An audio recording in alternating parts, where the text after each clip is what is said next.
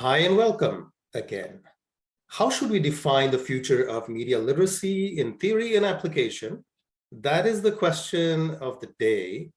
And joining me, I have the privilege of introducing Dr. Renee Cherow-O'Leary. She is not an unknown name at all. I mean, she's a very familiar name to folks in media education, also in education itself. And of course, she's been a former research director at Sesame Street, so a lot of folks across age groups might know her.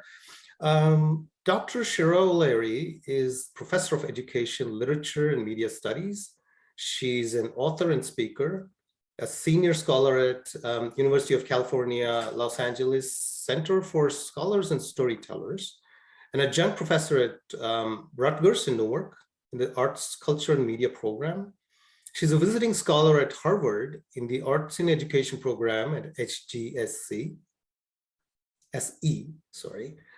an educational consultant to many programs. And she was the research director at Sesame Street, as I just mentioned. She's a recent recipient, in fact, she's the latest recipient of the Jessie McCanse Award by IC4ML. And Dr. Cherow-O'Leary holds a PhD in media ecology from New York University.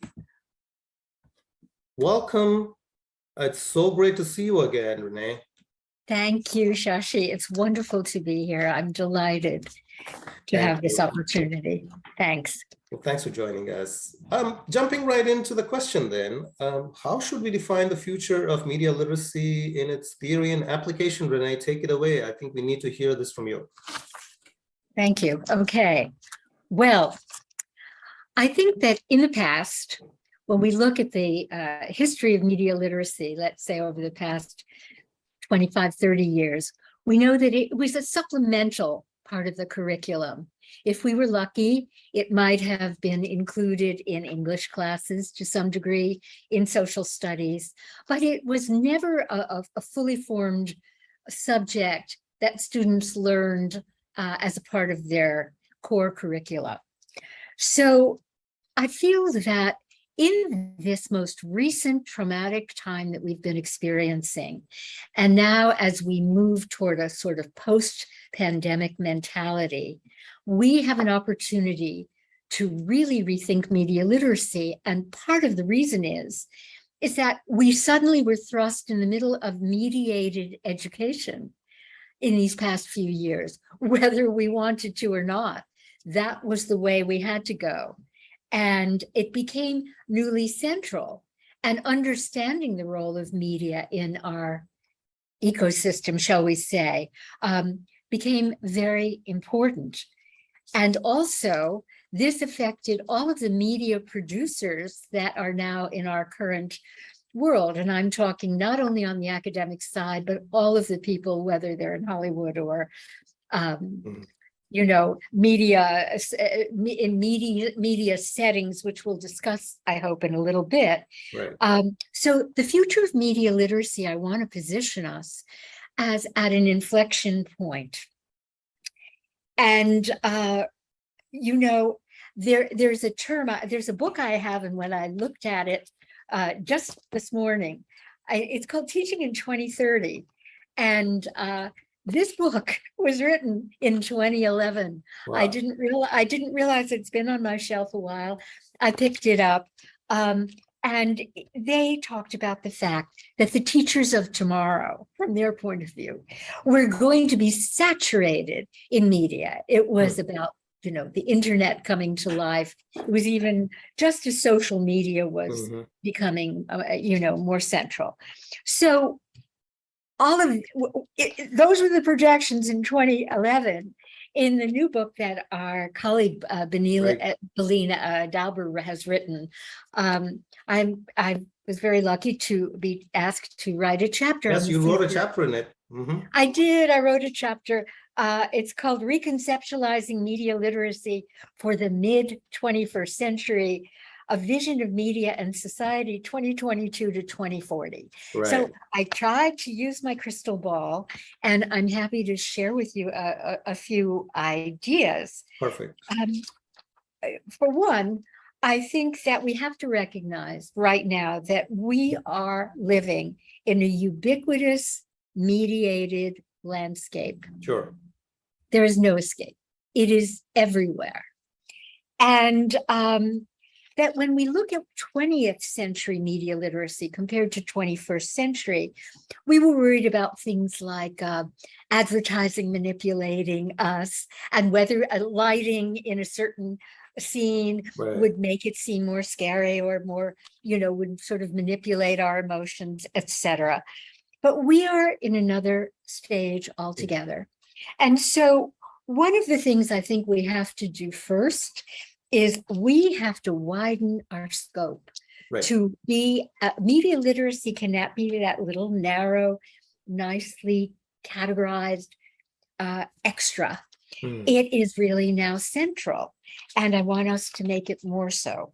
So I think that one way to do this, we say in this question in theory and in practice, so I'm going to go a little theory first, is I think that the scope of who we look at for our theories has to be wider than just a small group of media scholars. And I've been one, and so I understand what that is. There is a field, but I feel from here on in, we need to include futurists.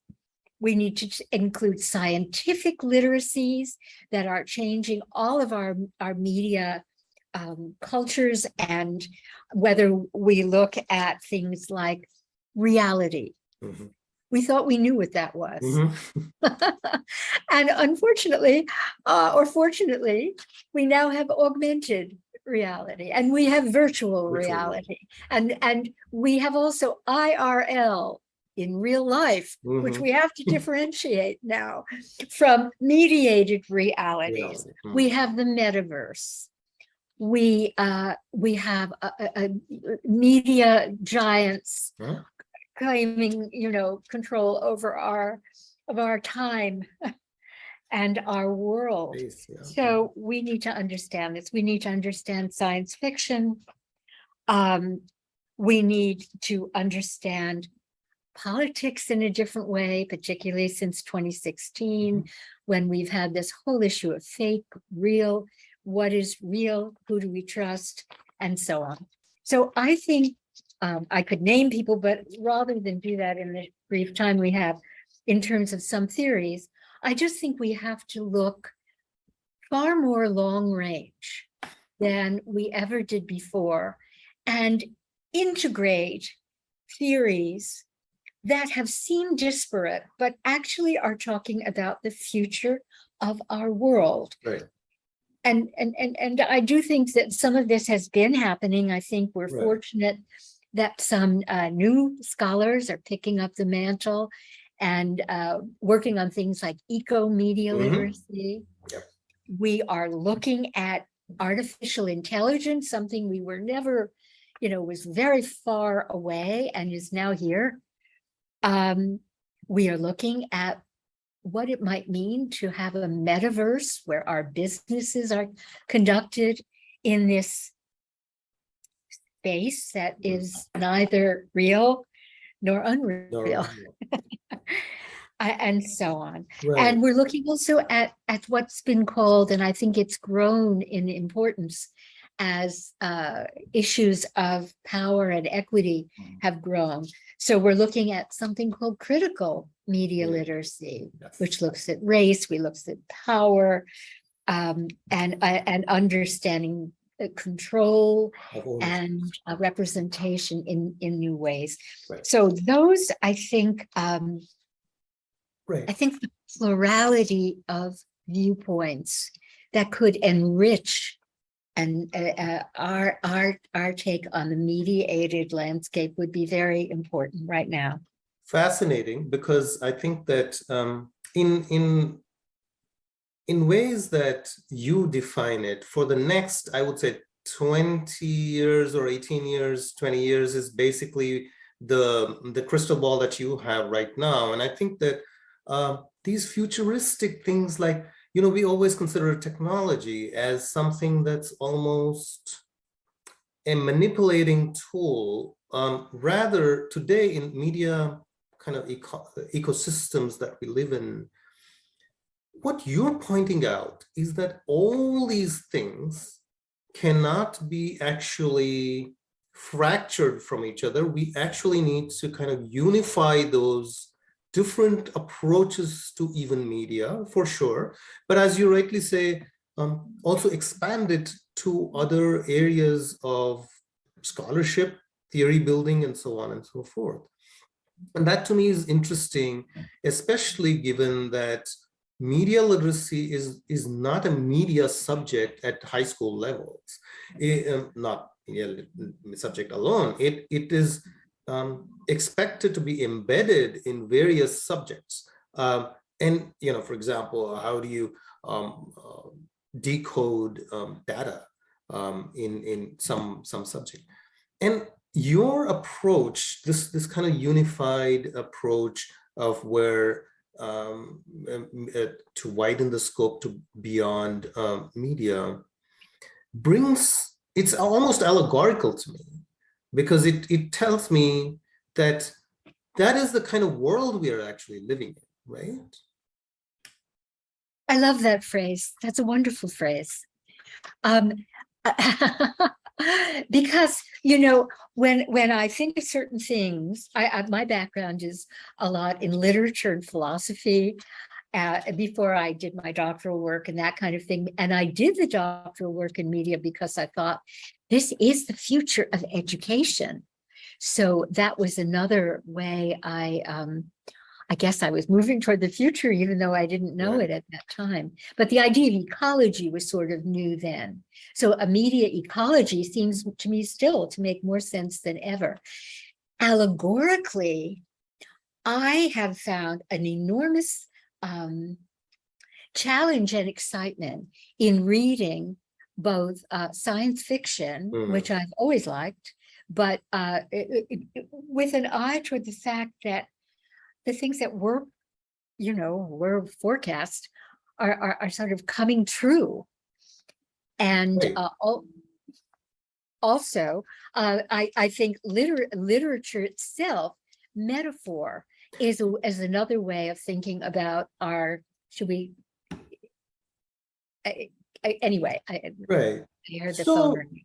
That's another interesting point, Renee, because when I said allegory, I was also thinking in terms of methodology. For example, when we say media literacy, what do we really mean? Language is the methodology for literacy, and therefore are our media, and therefore our use of media, the methodology for learning everything else today, or not today, tomorrow, basically, is what you were saying. Is that fair to say? Yes. Although, literacy, the word, of course, I think we were thinking of it as a metaphor for print. Yeah. From moving from print to another kind of literacy. But I don't know. I mean, our senses are so much more engaged now. Print, dear to my heart, and I'm sure to those of us, educated before, let's say before, the before time. But I watch the children of today, and their literacies are different, really.